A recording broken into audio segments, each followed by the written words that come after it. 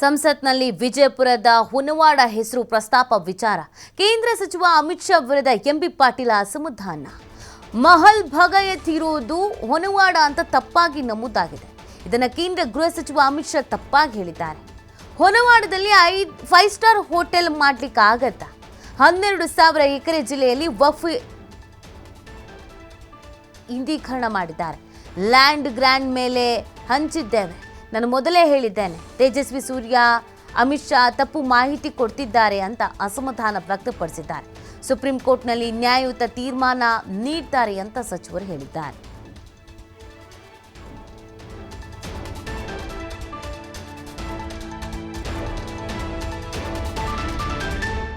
ವಕ್ಫ್ ವಿಚಾರದಲ್ಲಿ ಸಾಕಷ್ಟು ಗೊಂದಲಗಳನ್ನ ಸೃಷ್ಟಿ ಮಾಡಿ ಈ ಹಿಂದೆ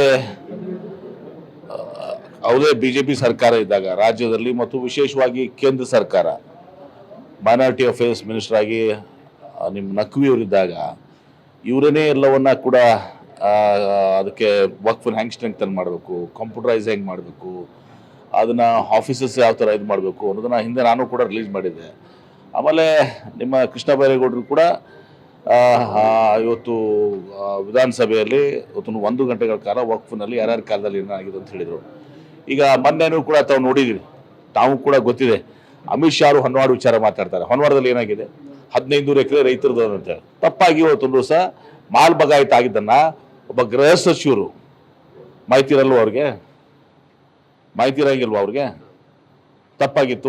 ಒಂದು ಎಕರೆನೂ ಕೂಡ ಹೊನ್ನವಾಡದಾಗ ಹೋಗಿದ್ಯಾ? ಹೋಗಿಲ್ಲ. ಅದನ್ನಲ್ಲಿ ಲೋಕಸಭೆಯಲ್ಲಿ ಹೇಳ್ತಾರೆ ಅಮಿತ್ ಶಾ ಅವರು. ಅಂದರೆ ಯಾವ ರೀತಿ ಜನರನ್ನ ಮರಳು ಮಾಡುವಂಥದ್ದು. ಎರಡನೇದಾಗಿ ತೇಜಸ್ವಿ ಸೂರ್ಯ ಹೇಳ್ತಾರೆ, ವಿಜಯಪುರ ಜಿಲ್ಲೆಯಲ್ಲಿ 15,000 ಎಕರೆ ಭೂಮಿ ಇವತ್ತು ವಕ್ಫ್ದಾಗಿದೆ. ವಿಜಯಪುರ ಜಿಲ್ಲೆಯಲ್ಲಿ 15,000 ಎಕರೆ ವಕ್ಫ್ನವ್ರು ಕಳ್ಕೊಂಡಿದ್ದಾರೆ. ಯಾಕಂದ್ರೆ ಇಂಡೀಕರಣ ಮಾಡಿಲ್ಲ ಡಾಕ್ಯುಮೆಂಟ್ಸು. ನಾವು ಲ್ಯಾಂಡ್ ಗ್ರಾಂಟ್ ಕಮಿಟಿಯಲ್ಲಿ ಆಮೇಲೆ ಇನ್ನಿತರ ಲ್ಯಾಂಡ್ ಇದರಲ್ಲಿ ಎಲ್ಲನೂ ಕೂಡ ಜನರಿಗೆ ಹಂಚಿದ್ದೀವಿ. ಅದನ್ನು ಕೂಡ ಮುಟ್ಟೋದಿಲ್ಲ ಅಂತ ಹೇಳಿ ಸಹ ಜಮೀರ್ ಅಹಮದ್ ಅವರು, ನಾವು ರೆವಿನ್ಯೂ ಮಿನಿಸ್ಟರ್ ಕೂಡ ಬೆಂಗಳೂರಿನಲ್ಲಿ ವಿಧಾನಸೌಧದಲ್ಲಿ ಪ್ರೆಸ್ ಕಾನ್ಫರೆನ್ಸ್ ಮಾಡಿ ಹೇಳಿದ್ದೀವಿ.